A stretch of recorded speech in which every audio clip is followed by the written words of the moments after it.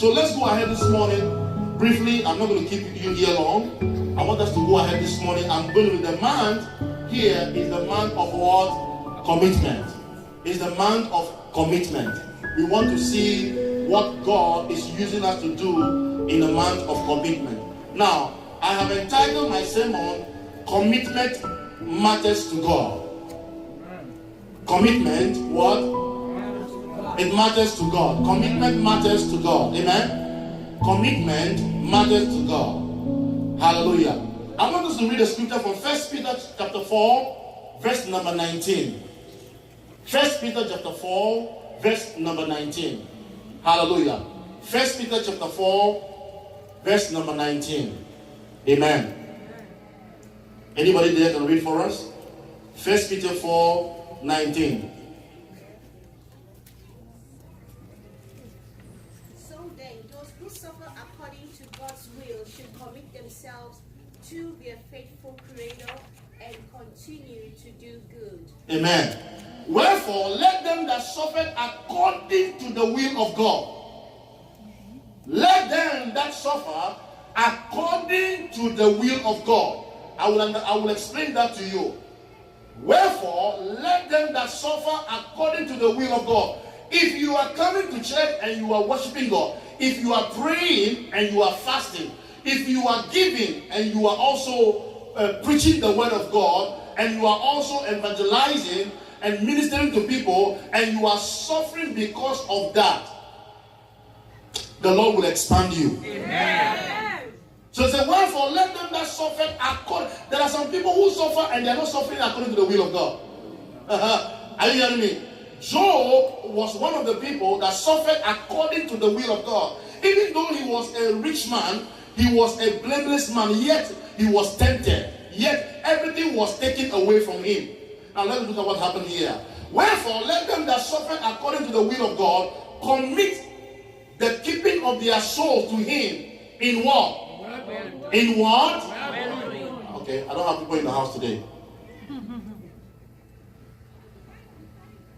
Commit to the keeping of their soul to him in well-doing. In what? In well-doing unto a faithful creator. Unto a faithful creator. So now, commitment matters to God very, very well.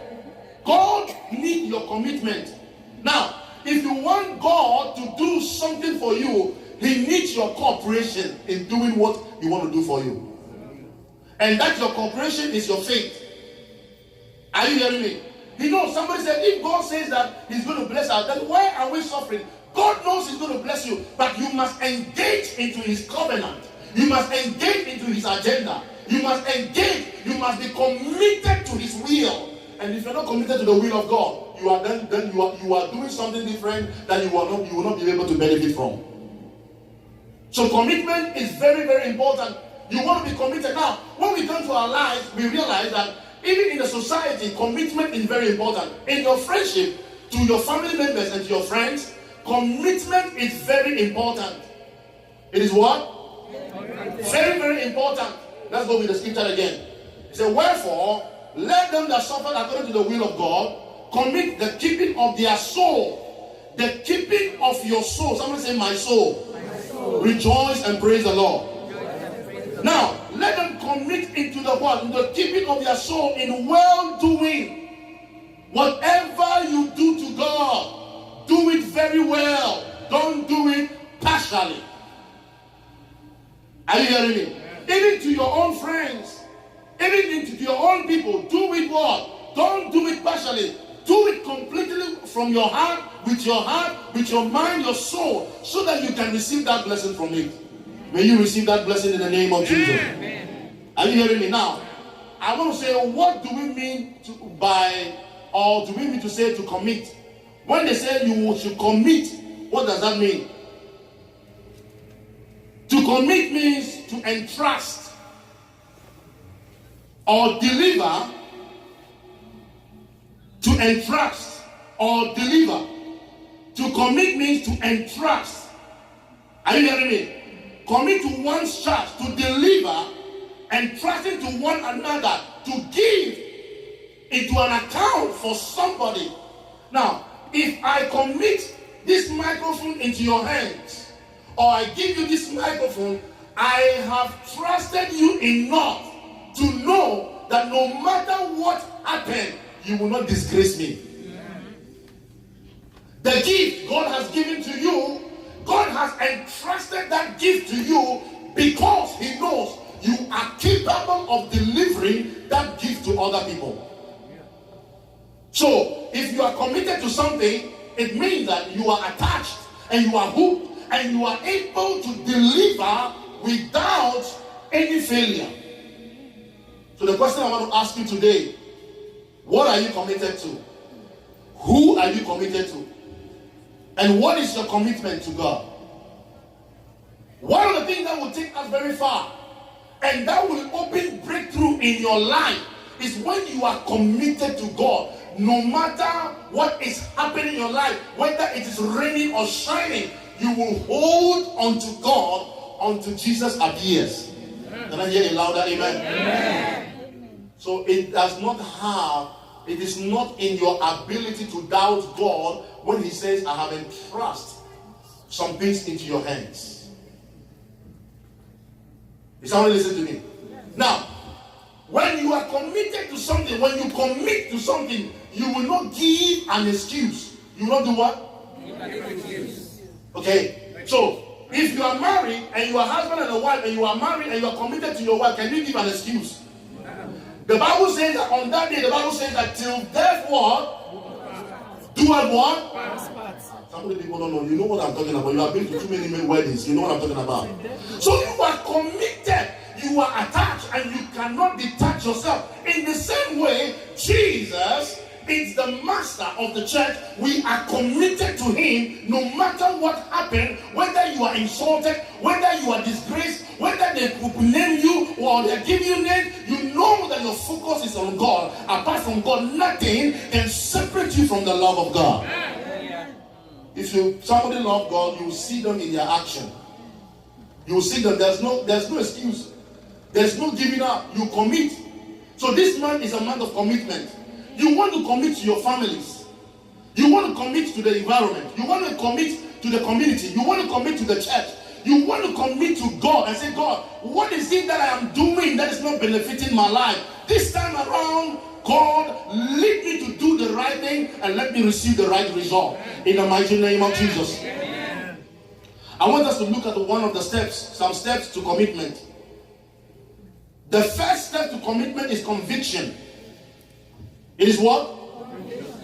The first step to commitment is what? Conviction. Now, a lot of people, when you don't have the conviction, you can't do anything. Are you getting me? Now, because I know I am bought by the blood of Jesus, and I am sanctified by the Holy Spirit, because I know I belong to God, because I know I am born of God, and I am a born again person, I am convicted already, and I know that my Father in heaven can never leave me nor forsake me. Amen. Do you receive that conviction in your life? Amen. The only way you can give up on something is when you are not convicted. You don't have any convictions. You are doubting in your mind. Your brain is doubting. So you know what? Even if I go to church today, what is going to happen? I know Pastor Carl's voice. I know him very well. He preaches very well, but I know his voice. But what about, are you convicted of the word? Is the word that you are receiving every day, does it convict your life every day? Do you have any doubt in your mind about the word of God? If you have any doubt about the word of God, then I beg your pardon to go back to the drawing board and clean yourself to God and say, Lord, I need your conviction. I need it. Some of you, God is speaking to you. You still telling yourself that, you know what? I want to see a sign. It won't come. It will not come. The Lord is speaking to you. You know. God just whispered into your ear and tell you, my son, my daughter, get up and pray because there is something coming. And you say, you know what? Let me wait until it comes. Until I see, I will not be able to pray. No, God is speaking to you. The Lord is convicting you of certain things in your life. And you know that is not right for you. It's not bringing you to the presence of God. And you're still doubting Him and still sitting there saying, I want to see a sign. You will be there. Even if the apostles and the bishop come to lay hands on you, it will still not change anything. Are you hearing me? You must be convicted of the word. You must have that conviction. I know the blood of Jesus washes my sins away, has washed me and cleansed me. Therefore, I am righteous in his presence, and nothing can defile my body, nothing can defile my mind, nothing can defile my soul. I will stand in the presence of the Lord, and I will declare 24/7 that Jehovah, El Shaddai, Elohim, Adonai, he is the King of Kings and the Lord of Lords. There is no other God.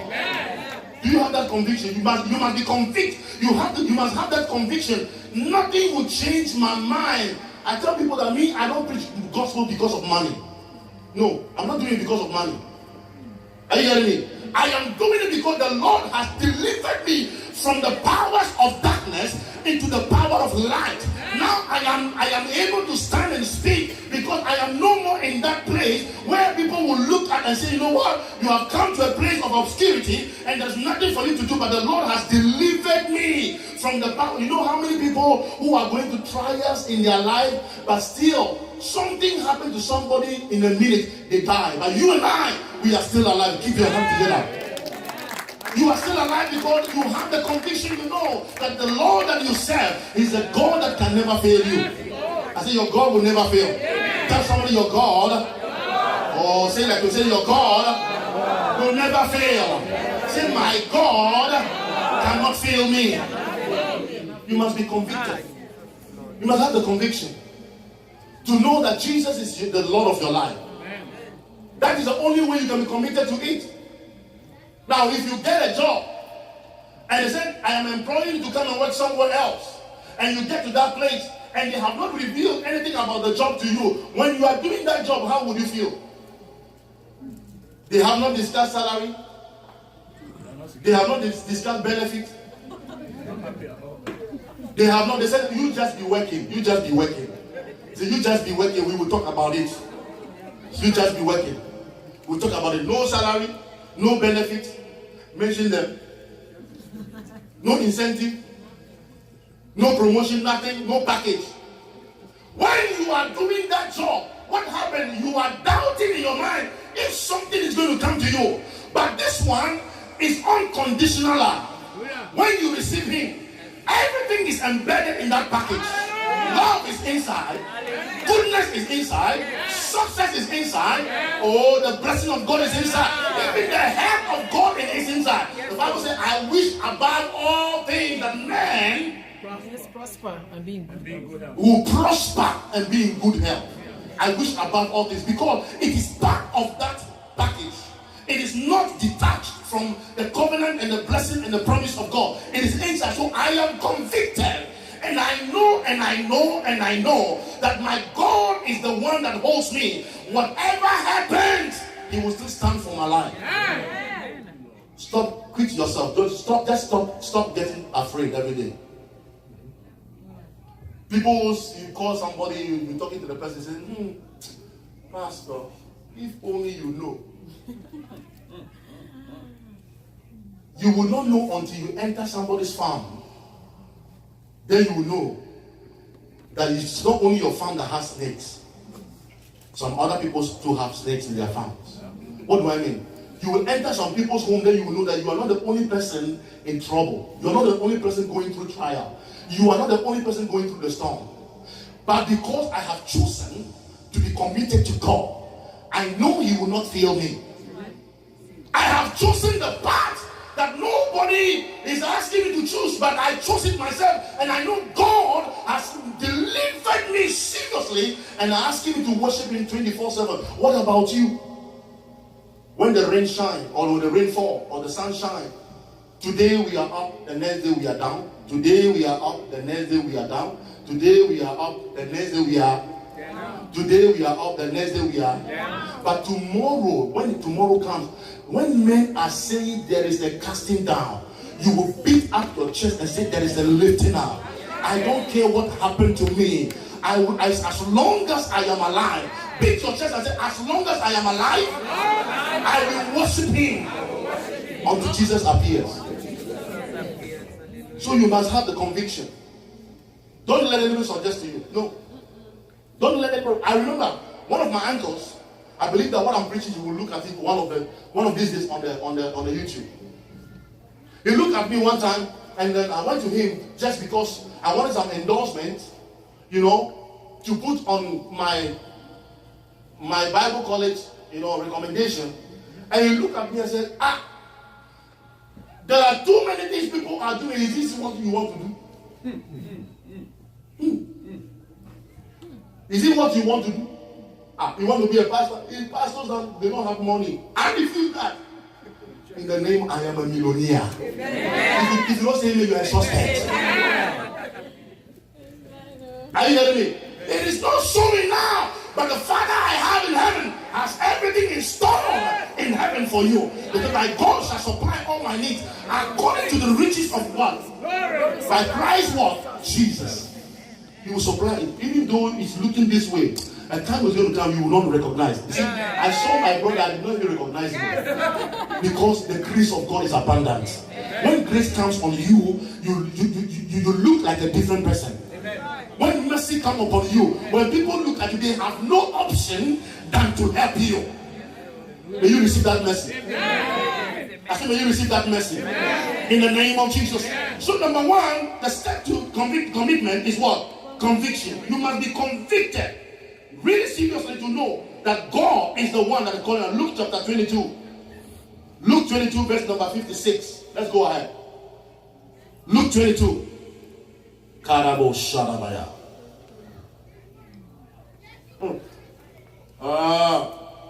Luke 22, 56 to 62. Let's go ahead. Luke 22, 56 to 62. But a certain maid beheld him, and he sat by the fire, and earnestly looked upon him, and said, this man also was with him. You know what? I want to go back a little bit. Go back a little bit from verse number 50. Let's look at what is happening there.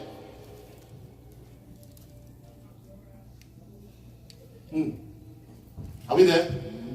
And one of them smote the servant of the high priest and cut off his right ear. And Jesus answered and said, suffer ye thus far. And he touched his ear and healed him. Go ahead. Then Jesus said unto the chief priest, a captain of the temple, and the elders which were come to him, be ye come, go ahead, out as against a thief with the sword and the staves, go ahead. When I was daily with you in the temple, ye stretched forth no hands against me, but this is your hour and the power of darkness. Go ahead. Then took them him and led him and brought him into the high priest's house. And Peter followed afar off. And Peter did what? And Peter did what? He did what? He followed afar off. Hold that sentence in the mind. Then they took him and led him and brought him into the high priest's house. And Peter followed afar off. Go ahead, verse number 55. Said, and when they had kindled a fire in the midst of the hall, and they were sat down together, Peter sat down among them. But a certain maid beheld him as he sat by the fire, and earnestly looked upon him and said, this man was also with him. Go ahead. And he denied him. Philip Kadochi. He denied him and said, saying, woman, I know him not.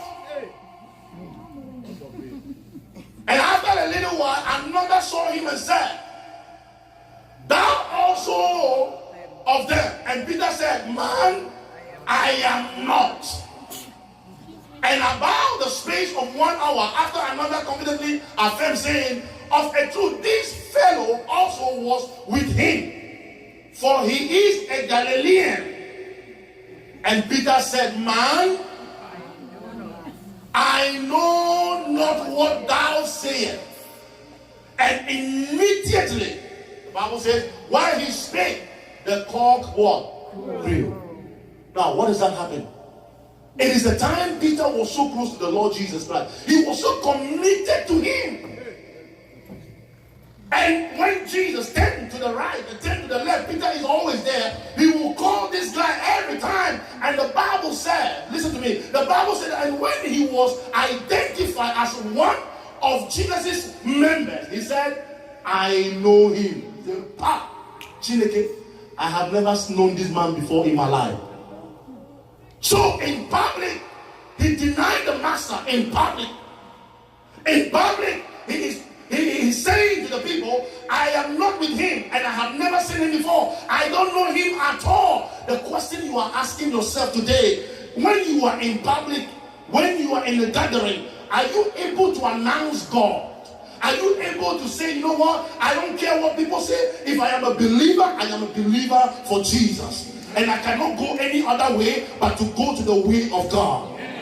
He said, I know him not. Some of us will say, you know what? If you are in this room right now, God forbid, that's why the next church will by the grace of God, I will have an exit on the altar. Not because of anything. If you are in this house right now and some people appear right now and say, Pastor Carl, we want to see you, and you see them in the military uniform, and God forbid will not happen, I believe my usher will disappear first. Say the truth, say the truth, say the truth. Say the truth now. Put your hands together for the usher, amen. But you know what I just did right now? I wanted her to make an open confession. So you can hear. She said, I will not. He says, I will stand by the gates and I will fight for you. Are you hearing me? When some people appear in your life and they are telling you, you know what? You have worshipped this God for a long time and it's not working for you. You need to leave this God and come to a way that I have. I have a shortcut for you. I can present something that can work for you. I can take you to a place that is going to be good in your life. You will tell them, I know the Lord. I will not leave him nor forsake him. Are you hearing me? You are not going to go through a shortcut to say, you know what, I have been here before and it's not working for me, so I am going to find another way. But when Peter was confronted, the Bible said he even left him afar off.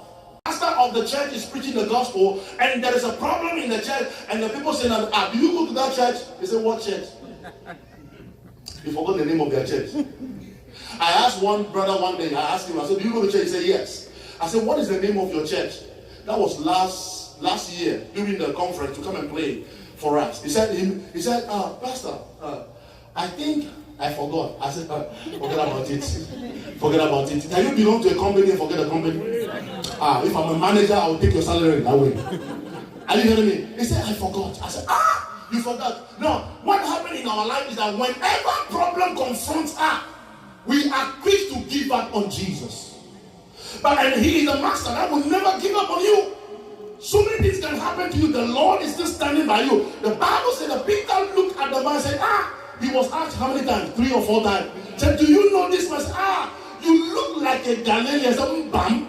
From where? I am not a Galilean. I don't know this man. I don't know him. Now the question I'm asking today is that, do you know Jesus? And if you know him, how committed are you to him? That when things happen in your life, you will still stand for him. Whether money or no money, whether food or no food, I will stand for the Lord. Turn to someone and tell the person, stand to the truth. And stand for the truth. You cannot go anywhere and say, you know what, today I can twist it a little bit. People are doing crooked ways and doing things that are not in the way of the Lord, and they call it a blessing, and they think they are okay and they are comfortable with it. And when it comes to the last end of the day, you know what, I am a Christian. No, ask a question to yourself. What you are doing today, if Christ asks you to do that, will you do it? Are you doing it because you want to please people, or you are doing it because you know you serve a living God? If you truly serve a living God and He's a holy God, you will do things holistically. You will do things righteously. You will not cut the way out and say, you know what, this is the way I want to go. There's only one way. Jesus is the way, the truth, what? He is the what? He's the way, the truth, what? And the life. There is no other God apart from Him. Somebody requested me on the Facebook.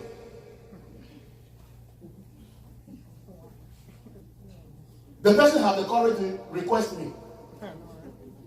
Seriously. And I'm telling everybody on the Facebook, watch out. He was so bold to request me.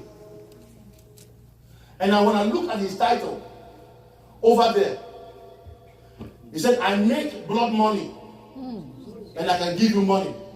And when I saw the request, I traced the request to see how many people became his friend or how many people are his friend. I saw some people in his video on his page spreading, and when I say money, spreading money on the floor.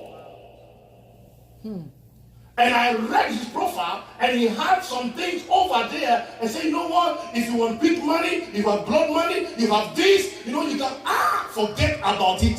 Money is good, but the love of money is the root of what? Oh, speak to me, is the what? Root of all evil. So I looked at him, I said, you see, okay, so now if I become your friend, and you give me that money, you give me that money in exchange of my life.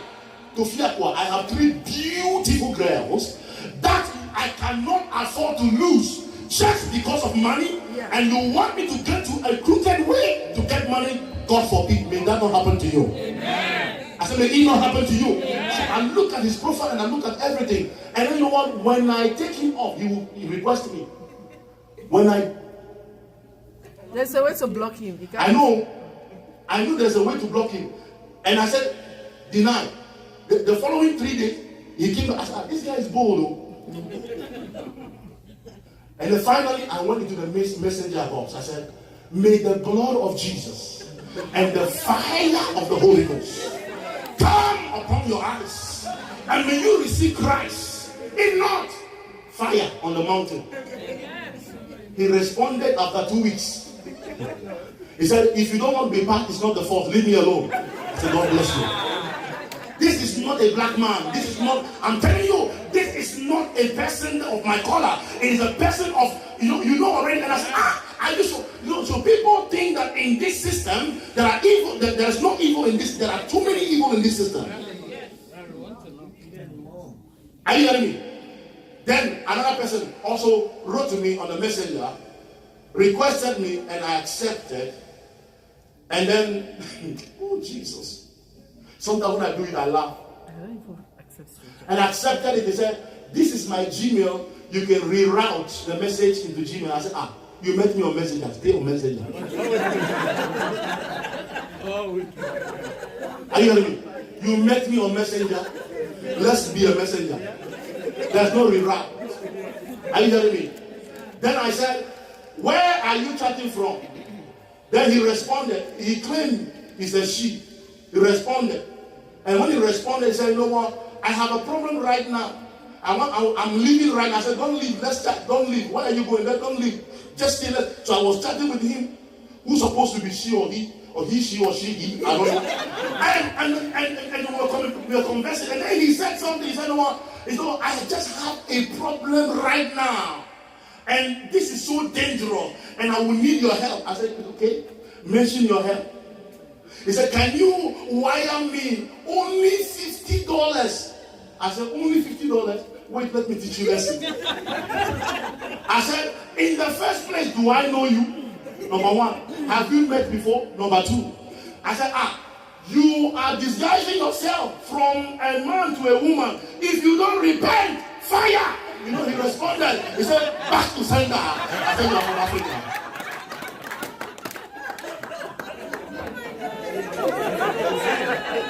Understanding the language. If you are able to tell me back to sender, I know where you came from. Because that term is not in American dictionary. And I said, hey, listen to me. From today onwards, I don't want to see you on my page. And I don't want to see you here. So many people you are frauding on the line. Make sure that whatever you are doing, you do it right. He said, I beg. You're right, I beg, sir. It is not the force to be my friend. Did I force to be your friend? Then, after that incident, somebody called me after that incident. Somebody called me from the East Coast. Listen to me. This is very serious. And the lady was so excited. So excited. And thank God that I knew this lady very well. And so she called me and said, Pastor, you know what? I just met this millionaire in Australia. I said, he said, he said, well, the way he's been talking, he calls me. Let me tell you something. Do you know on the internet, they can call you, and when they call you, there's an image that can project. And when that image projects, it can talk to you like a person talking to you on one-on-one, as if you're on cam, right? They say, oh, he's a good person. And I know, we've been chatting. I said, how long is it fine? I said, okay. Can you send the number to me? The number has been calling you off.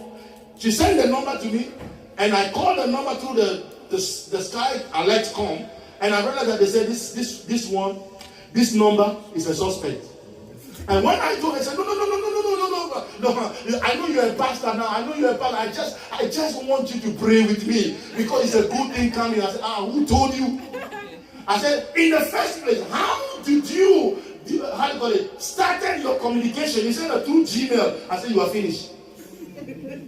If they are communicating with you, it must be on the messenger. If you say reroute, are you hearing me? He said, you know what? Let's leave this page. So let's communicate in the email. You are doomed. Why am I saying all this story? I'm saying this story because a lot of people are being impatient. And they are not committed to God enough to know that when God says yes, no man can say no. When God says no, no man can say yes. When God opens the door, nobody can close the door. So you are running ahead of God's agenda and doing what is not committed in your hand. May God deliver you. Amen. I said, may the Lord deliver you. Amen. When they come around you, may they experience the fire inside of you. Amen. Somebody say fire. Fire. May they experience what? The fire inside of you. And when he told me back to sender, I said, I know where you're coming from. How can you tell me back to sender? You disguise yourself. You say you are a white person, and now you say back to sender. I said, I know where you came from. I know your address. You must learn to discern. Are you hearing me? You must learn to do what? I think you must learn to do what? You must be convicted. You must be committed to the will of God and the purpose of God, and God will be able to bless you. Amen. Secondly, let's go ahead. Secondly, if you want to have that commitment, we are looking at the steps now. If you want to have that commitment, we need to know also that it is very, very imperative, very, very important for us to know that when you are convicted with the word of God and you know that the word is there, you must also have the knowledge of his purpose. You must have what? People don't have that knowledge. They don't have that wisdom. Somebody tell you something, you run. You don't even verify. Something happened to you, you run. Even before you come to the pastor, or you come to the prophet, or you come to the bishop, get on your knees. And the Bible says, may you be enlightened in the eyes of your understanding. May God open your knowledge. May God open your mind to know that which is good for your life. The Bible says, for lack of knowledge, my what? So a lot of people are perishing because of lack of knowledge. If I prophesy to you and it's not in the will, that's why I pray to God every day. People ask me, if you tell somebody this is going to happen to them, how do you feel? If I come to you and say God is going to give you a brand new Jeep, say amen. Amen. She's not even receiving it. Somebody going to ask me, Pastor, if that Jeep did not come, what would you do? If it doesn't come, what do you do? Move on with your life. They say, this pastor said that thing the other day, it didn't happen. No, pastor, I'm still waiting. I remember one day back home, everybody was claiming their own portion of their car. And they called everybody, said, if you know God is going to give you a car in the next month, come and line up. See me. I stood up. And I stood in the line. Everybody was laughing at me. As soon as we finished, we came out of the door. Some people came to me, said, Pastor Carl, where is your car going to arrive from?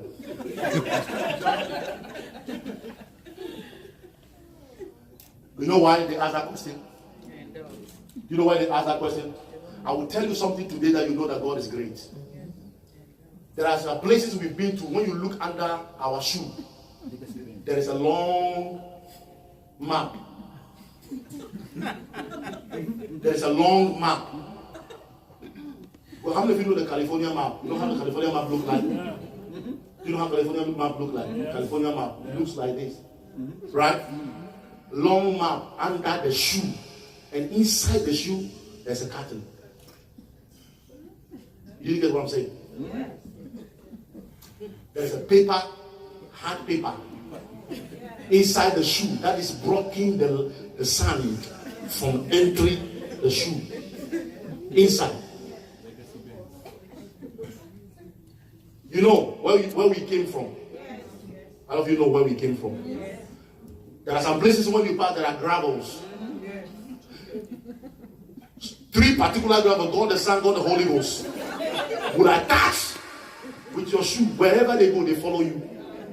Perchance, you lift up your leg and you want to sing praises to God, 1 drops. You didn't understand what I'm saying? Come on now. Oh. Come on now. I don't know whether you understand. You understand what I'm saying? Do you understand what I'm saying? 1 will drop. And if it automatically drops, you also have to pretend you know that it has dropped for real. Okay, let me decode my proverb to everybody here. There are some situations we have been through. Okay? Things you have gone through in life, you didn't know you were going to be here today. Right. Put your hands together for Jesus. I remember one day I was fasting and I came from fast, from the forest. And when I came back, the last money in the pocket, it was last money in the pocket.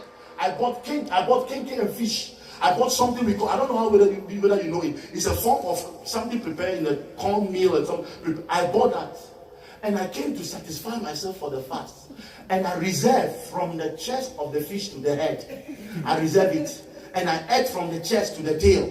The following day when I woke up, ants. That's how you do it. I'm telling you serious stuff. I wish I had a video.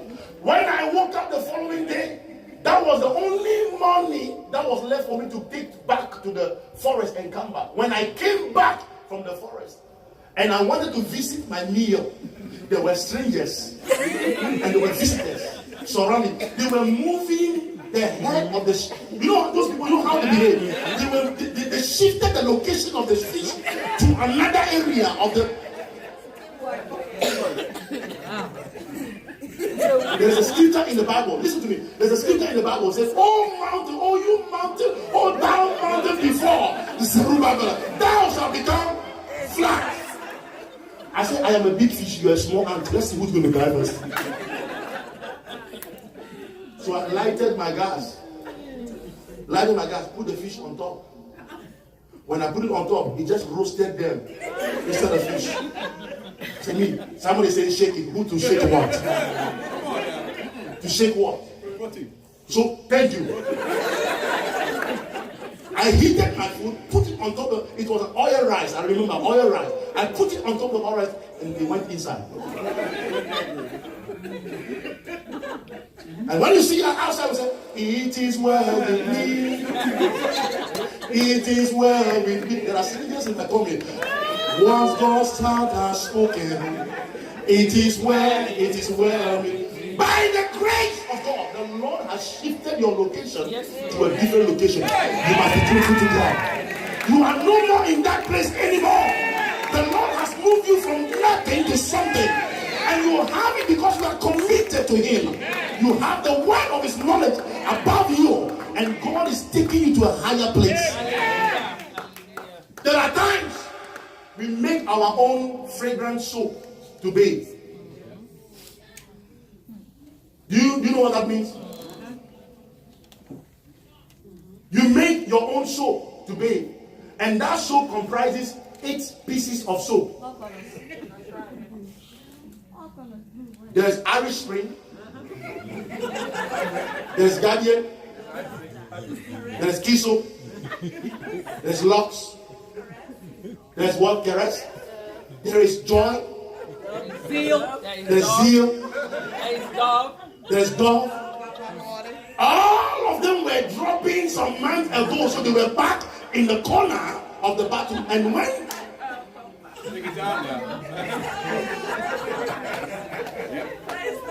my Mama Antoinette. Who said there is no God? No, who said, Auntie? Who said there is no God? Who said there is no God? Stop discouraging yourself. I said you will not die. Amen. I said you won't die. Amen. It will not kill you. Amen. Are you hearing me? Even if this water you will put in a corner. I remember recently, a few years ago, I entered into my room. No couch. No bed. Nothing. It was empty. And a friend of mine came to me and said, Charlie, what is going on here? I said, the Lord is on the throne. Things are getting better. Oh, yeah. Things are getting better. For the Lord is on the throne. Things are getting better. Things are getting better. Things are getting better. Things are getting. Okay, hold on. The way I'm singing it, that's why you don't understand the song. Let me change it from my way to slangs. Things are getting better. I felt I said, things are getting better. That's where I came from. But now let me change it so you are in a different environment. Things are getting better. Look at them. Oh, things are getting better. Pretend and sing it. Oh, for the Lord is on the throne. Things are getting better. Things are getting better. Things are getting better. These people can pretend. They really sang it in a slang way. I have not heard things are getting better. Let me tell you something. When you are committed to God, to the close of my message, God will surprise you. Yes. Men can disappoint you, but the Lord will not disappoint you. I will continue the message next week. When you are committed to God, He gives you revelation. He gives you wisdom. He gives you knowledge. The Bible says the steps of a righteous man are ordered by God. So if you are committed to Him, when they run around you and set a trap for you, He will take you in the midst of that poison. He will take you in the midst of that trap. But what He will do that we don't know is, because something skip. Somebody says skip. He will make your feet to skip the trap of the enemy. And I am here to announce to somebody, I don't know what it is that you are going through. If it has become difficult, if God brought you from day one, He will take care of you the rest of the day. Are you hearing me? He will do what? He will take care of you what? The rest of the day. May you be lifted. Lift up your right hand. Let me bless somebody. Lift up your right hand. I receive that which God has given unto us, what we call power. May you receive power, that in the days of His power, His people shall be willing. Receive power now, in the name of Jesus. Like the blood of the Holy Spirit, may you receive power. Power to do the impossible. Power to do the unchallengeable. Power to do the unstoppable. I declare that this gospel, we will not be ashamed of the gospel, but we shall preach the gospel unhindered by the power of God and by the mercy of Jehovah. May God grant you power. Somebody say power. Say, I receive power in the name of Jesus, by the power of the Holy Spirit. Be on your feet. Let me pray for you. Karabo Sharabahanda. Kandabo Sharabahande Lenosa. Reka Toli Biriando Sabayanda.